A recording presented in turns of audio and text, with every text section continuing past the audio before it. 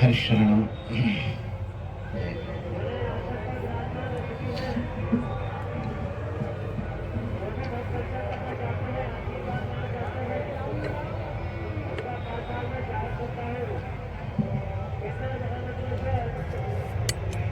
क्या सुनाए?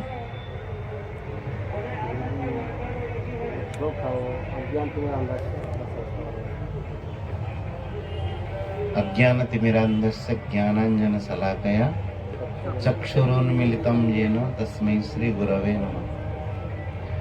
देखो, अज्ञान तिमिर का तो अर्थ ऐसे बहुत होगा, लेकिन सामान्य बात यह है, ये जो चकाचौंध है ना, प्रकार प्रकार की आप बातें दिख रहे हैं।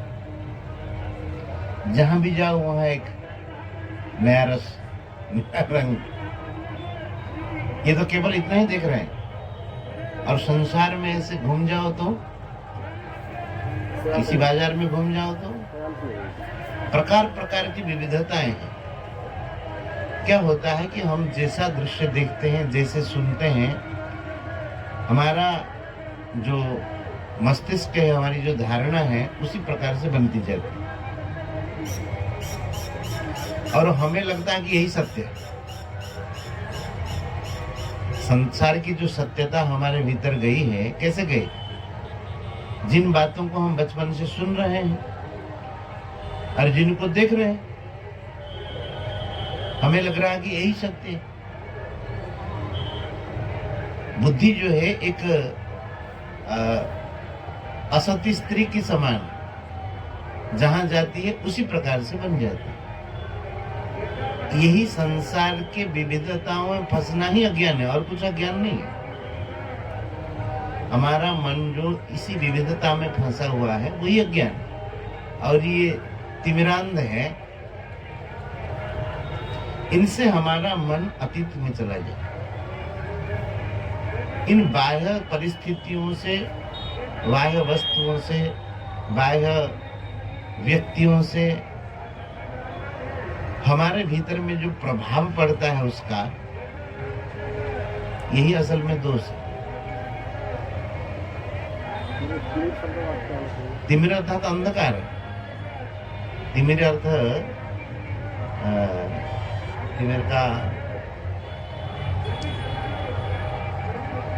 तिमिर का अर्थ क्या होगा?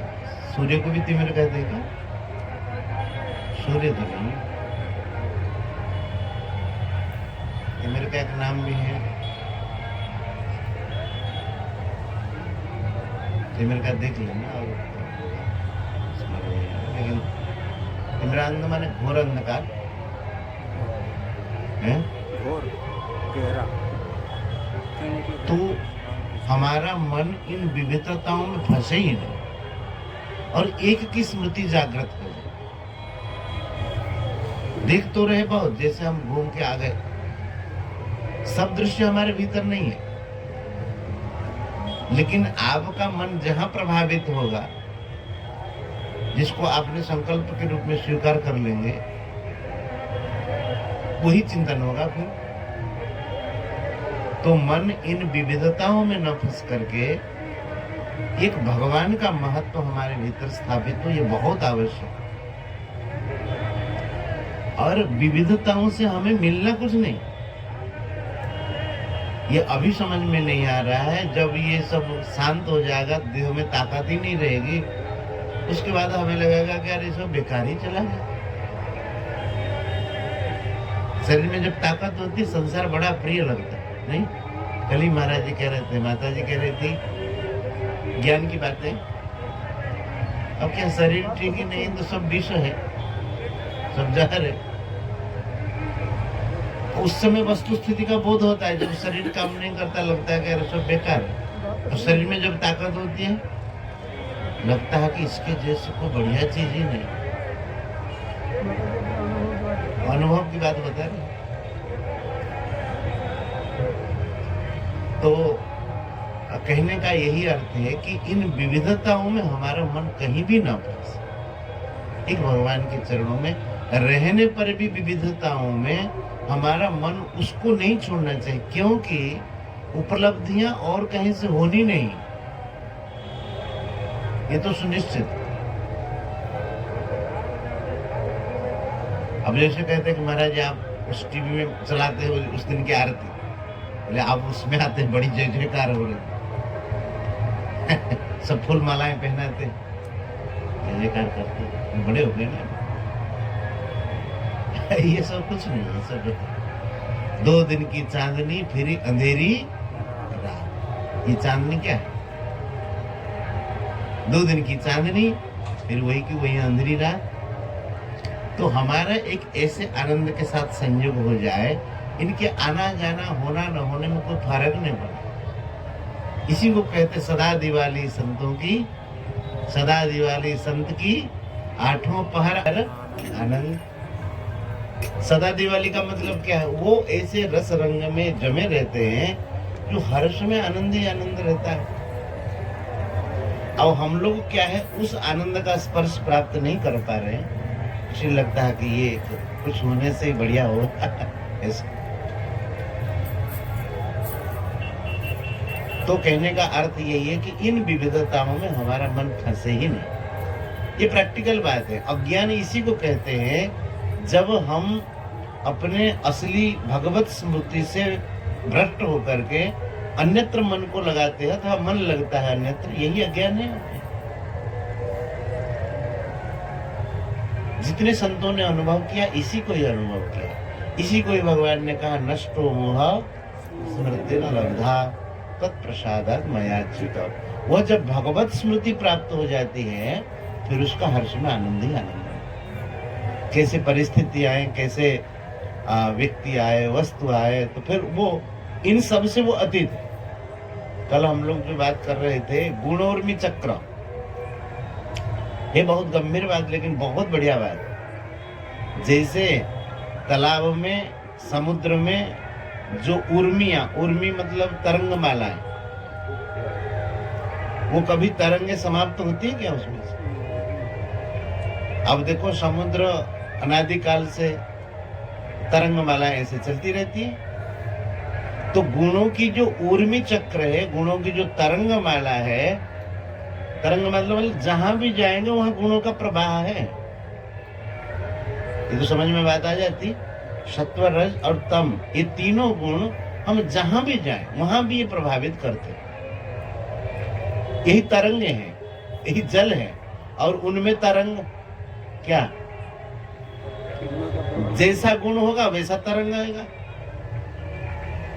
सत्व गुण होगा उसके भी तरंग आएंगे, रजोगुण उसके भी तरंगे। रजोगुण के क्या तरंगे आएंगे? रजो रागात्मकम विद्धि कृष्ण संग समुद्भवम तन्निवदनाति कौन्तेय कर्म संगेन देहिनाम। ये रजोगुण का ये लक्षण है। उस प्रकार से तरंगे आने लगेंगे। सत्व गुण की और थोड़ा भजन करें, ये करें, ये तरंगे भी आएगी। है? रजोगुण का तो सब जानते ही महाराज, तरंगे कैसे कैसे आती, नए नए सुख देखने की, नए नए चीजें देखने की, नए नए खाने की, नए नए सुनने की, बाकी सब।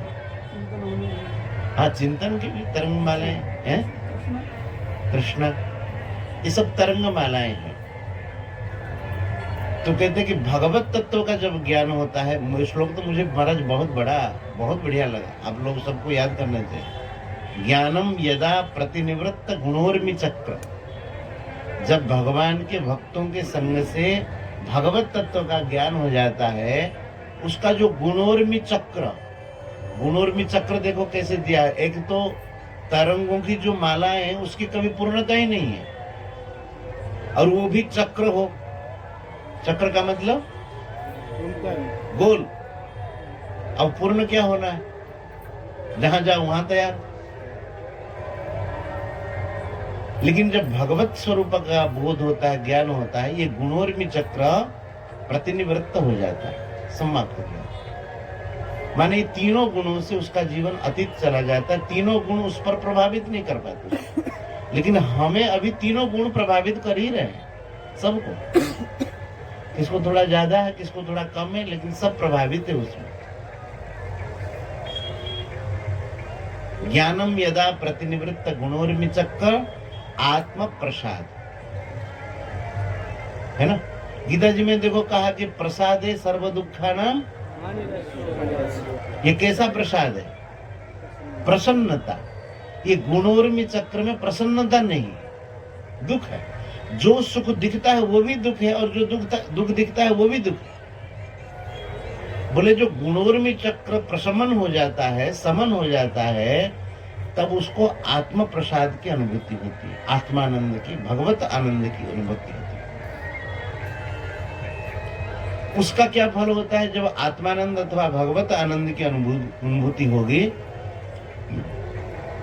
कहते हैं कि यत्र गुणेषु असंग, यहाँ जो गुण का शब्द है वह विषय।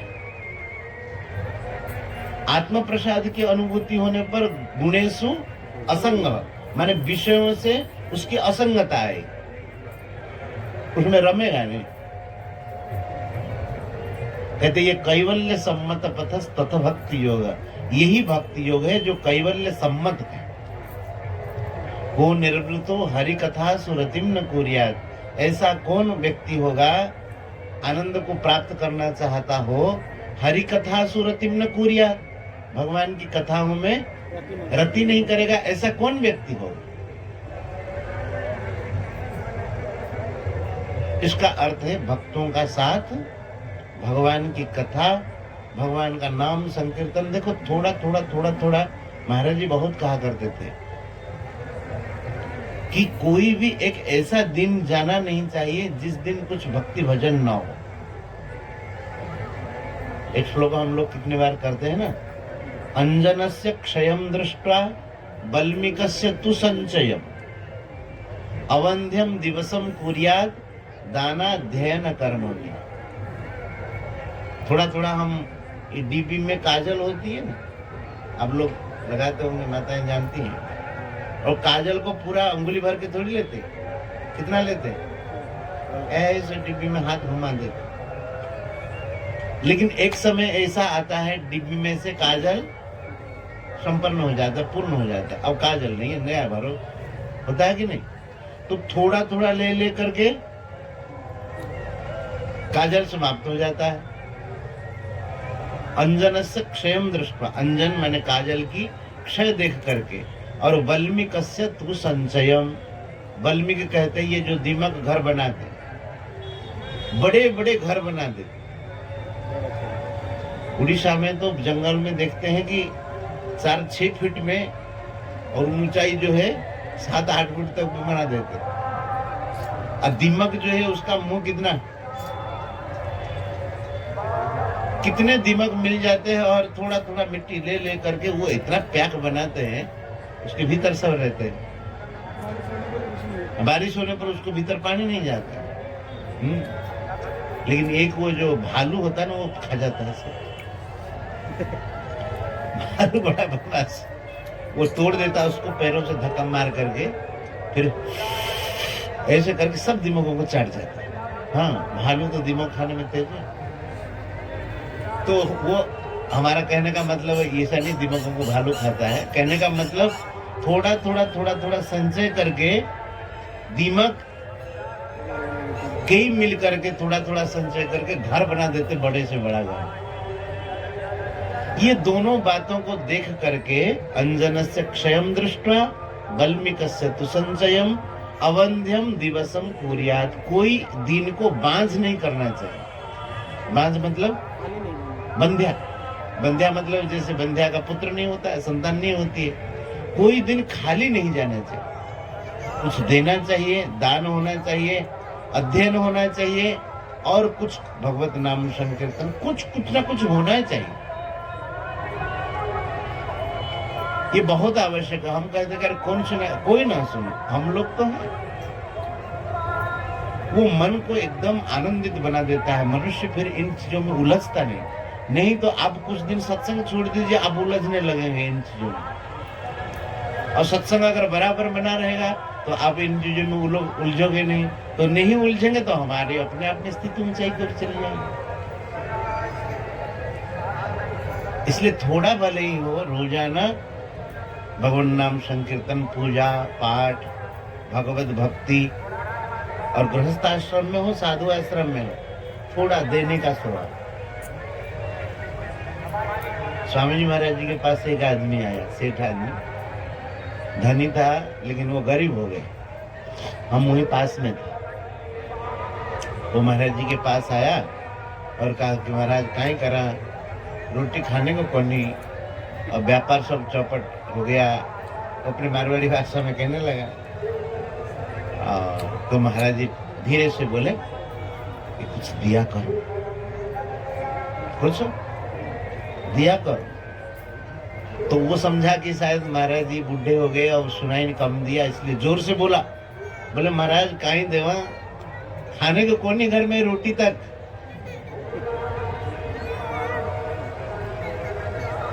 तो महाराज जी बोले कुछ दिया करो। फिर समझा नहीं, फिर बोला वो। तो महाराज जी बोले अरे 3 बार बता चुका हूँ, तुम्हारे ये जो धन आने में जो प्रतिबंधक हैं, ये तुम उस प्रतिबंधक को तभी काट सकते हो जब कुछ दोगे। तुमने दिया नहीं इसलिए आना बंद हो गया। कुछ महाराज जी कहते थे, महाराज बड़ी विचित्र बात है। एक बार दौरे पर हम लोग थे, आनंद जी महाराज वो गीता प्रेस की सेवा में लगे रहते थे। तो उस समय एक दिन महाराज जी के मन में क्या आया, तो महाराज श्री बोले कि अगर प्रेम भाव से, निष्काम भाव से किसी को 1 गिलास आप जल पिला देंगे तो उसी से आपका कल्याण हो जाएगा। 1 गिलास जल। अब हम लोग देने का अर्थ ये समझते हैं कि पैसा नहीं, देने का अर्थ है आपके पास जो है आप देने का भाव रखो। दूसरों को सम्मान दो। 1 रोटी दे दो, घर में रोटी बन रही है 1 रोटी दे दो। हमारे भी आश्रम में रोटी बन रही है, कुछ ना कुछ दो। हाँ, वो भी भाव। महाराज जी देखो, यही शिक्षा लेने के बाद छोटी छोटी बातें हैं। आज महाराज जी कहते थे, हमारे श्री दयानंद बाबा बोले महाराज जब कहीं लेने का होता है तो बड़ा कष्ट होता है, देने का होता है तो बड़ी खुशी आती है। महाराज जी कह रहे थे आज, हमने सोचा कि देखो यही साधना की उन्नति है। बाकी लोगों को लगता है कि लेना बढ़िया, कैसे आ जाए हड़प ले, लेकिन संत क्या कहते, ये महाराष्ट्र का प्रभाव है। कहते जब कहीं से कोई चीज लेते हैं ना बड़ा कष्ट होता है, और देते हैं तो बड़ा आनंद होता है। वस्तु तो है यही, लेने से मनुष्य सुखी नहीं होता और ज्यादा दे, ये एक शिक्षा ले ले तो बहुत बढ़िया काम। फिर तो आनंद में ही डूबा रहेगा, कमी कुछ रहेगी नहीं। तो यही है कि रोजाना रोजाना महाराज हम जब महर्षि आश्रम में जब शुरू में सत्संग करते थे तो बहुत लोग थोड़ी आते थे, 3-4 हम लोग थे। उसके बाद धीरे धीरे जुड़ने लगे। तो हमको उस समय का अनुभव है, शुरू का सत्संग था, लेकिन एक बार सुबह गीता जी पढ़ते थे और उसका मनन चिंतन करते थे, दिन भर वो भाव छाया रहता है। दिन भर कुसंग भीतर आवे नहीं, कैसे आएगा? वो भाव बना हुआ है। हमने देखा कि अरे सत्संग का ये लाभ है। जैसे महाराज जी के साधक संजीवन से कोई बात पढ़ लिए तो वो बात दिन भर छाई रहती थी और कुछ सोचने का समय नहीं, मन ही नहीं, गीता जी गीता जी। तो वैसे ही हम लोग सत्संग करते रहेंगे, थोड़ा थोड़ा भले ही हो, वो बातें हमारे भीतर छाई रहेगी और हमको दूसरे जगह से हटा करके अपने आप में ऊंचाई कर। ये बात है कि विविधताओं में न फंस करके अपना जो है गाड़ी पकड़ करके उसमें स्थिर रहे। मनुष्य बहुत जल्दी जो है वो महाराज जी चक्कर में पड़ जाता है। क्यों? ये बात जैसे महाराज जी बोले किन्नर महामंडलेश्वर, अब जितने बार कहता है कोई भी आदमी के मन में हो जाए कि लगता है कि वहां कोई ऐसा आशीर्वाद रखा हुआ है, वो ढोल देगी और आप हो जाएंगे।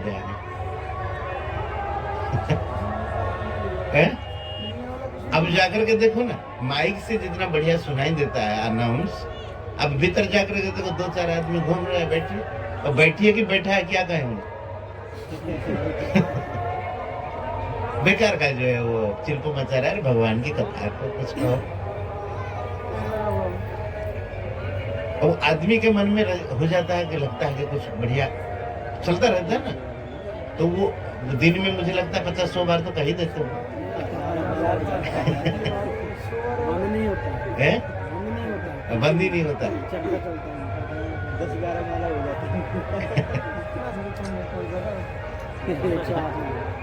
तो उससे आदमी का मन जो है वो थोड़ा तो विचलित होता ही है। जो अच्छे स्टैंडर्ड में नहीं गए होंगे उनको लगता है कि कोई आशीर्वाद भरा हुआ है, वो जाकर के थैले से फटाफट निकाल के आशीर्वाद लिया। इसमें छोटा बड़ा समझ नहीं आया तो आत्मा प्रसाद गुणेशु असंग, तो प्रथम अवस्था में आत्मा प्रसाद आत्मा आनंद पहले अवस्था, इसके बाद गुण से असंग, या पहले गुण से असंग इसके बाद आत्मा प्रसाद। उसमें दो बातें होंगी।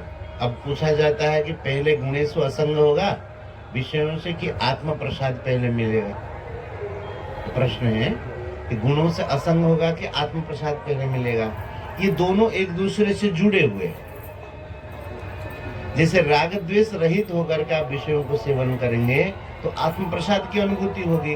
तो आत्म प्रसाद की अनुभूति होगी तो विषय सेवन करते समय आपका राग द्वेष बनेगा नहीं। तो ये उसके लिए सहायक है और वो इसके लिए सहायक है। ये गीता जी में भी इसको कहा है। जैसे विषया विनिवर्तन्ते निराहारस्य देहिनः रसवर्जम रसोप्यस्य परम दृष्ट्वा निवर्तते। कहते जो रसवर्जम माने रस बुद्धि है, वो साधक का जो परम दृष्टा माने जो परमात्मा का उनको साक्षात्कार हो जाए तब उसकी रस बुद्धि निवृत्त हो जाती है। तो अगर कोई कहेगा कि भाई परमात्मा का साक्षात्कार हो तो रस बुद्धि की निवृत्ति होगी, है ना, तो रस बुद्धि पहले निवृत्ति होगी कि परमात्मा का साक्षात्कार पहले होगा? ये भी तो प्रश्न उठता है। रस बुद्धि पहले निवृत्ति होगी कि परमात्मा का साक्षात्कार पहले होगा? देखो रस बुद्धियों में भी स्तर है। जैसे विषयों का निवृत्त किया है, कुछ रस बुद्धि उसमें भी निवृत्ति हुई, और धीरे धीरे जैसे जैसे वो साधना में आगे बढ़ता रहेगा रस बुद्धि और निवृत्ति हो जाएगी, और परमात्मा का दर्शन होने पर संपूर्ण रहती नहीं। लेकिन महाराज जी कहते तो उससे पहले ही रस बुद्धि निवृत्त हो जाती है। ये सब छोटे मोटे बहुत सूक्ष्म जो रस बुद्धि रहती है वो परमात्मा के दर्शन होने पर निवृत्त है। इसलिए एक दूसरे को देखिए, कैसे आपको उदाहरण देता हूँ, आपका अनुभव भी होगा सबका। जिस दिन आप भजन ध्यान करके आप आनंद से उठेंगे तो आपका मन किसी विषय में ऐसे रमेगा नहीं। तो भजन ध्यान का क्या फल हुआ? उस चेतना में जाने के बाद आपका मन किसी विषय में रमा नहीं। जब विषयों में रमेगा नहीं, राग द्वेष रहित होगा, तो आप जब भजन में बैठेंगे तो उस दिन भजन भी आनंद पूर्वक होगा। समझ में आ गई बात? जिस दिन भजन अच्छे प्रकार से होगा उस दिन विषयों में मन नहीं रमेगा, और जिस दिन विषयों में मन नहीं रमेगा उस दिन आप भजन करेंगे तो ज्यादा आपका मन उसमें भजन में डूब जाएगा। तो एक दूसरे को सहायता किया ना। समझ में आई बात? कम आ गई? समझ में आई कि नहीं आई? पूछो नहीं तो एक दूसरे को वो सहायता करो। भजन में लगेगा तो गुणेश असंग होगा, और गुणेश असंग होगा तो और भजन में अधिक मन तल्लीन होगा। ये इसलिए गीता जी भागवत जी में आज जो बात कहते हैं बहुत गंभीर बातें कहते, और उन्हीं बातों को अपने धारण करके चलेंगे तो जगह जगह परेशान नहीं होंगे। ज्ञान रूपी अंजन सलाका कहते हैं, वो क्या कहते हैं, सलाका जैसे निर्देश करते ना किसी चीज को। हाँ, राम सलाका जैसे कहते हैं, वो ज्ञान रूपी अंजन के सलाका से माने वो मार्गदर्शक। चक्षुरुन्मीलितम जेन, ज्ञान रूपी अंजन की सलाका से, सलाका मतलब जैसे अंजन लगाने का वो मार्गदर्शक है। उससे जिन्होंने चक्षु को उन्मीलित कर दिया, ज्ञान चक्षु को खोल दिया, ऐसे गुरुदेव जिस ज्ञान से परमात्मा का दर्शन हो जाए, हैं।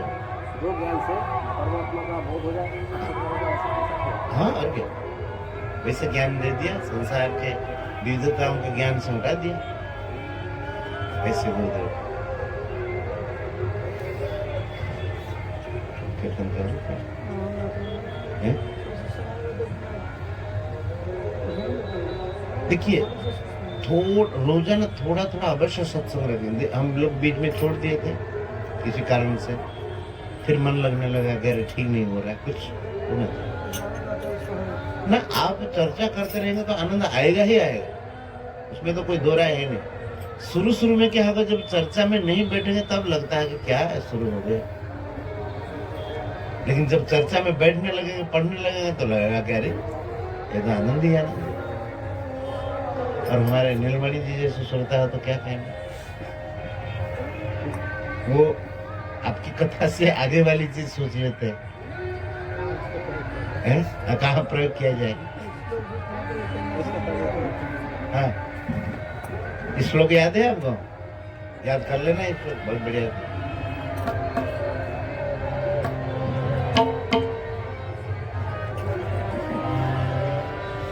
गोविंद जय जय गोपाल जय जय गोविंद जय जय गोपाल जय जय राधा रमण हरि गोविंद जय जय राधा रमण हरि गोविंद जय जय गोविंद जय जय गोपाल जय जय गोविंद जय जय गोपाल गोविंद जय जय गोपाल जय जय गोविंद जय जय गोपाल जय जय राधा रमण हरि गोविंद जय जय राधा रमण हरि गोविंद जय जय गोविंद जय जय गोपाल जय जय गोविंद जय जय गोपाल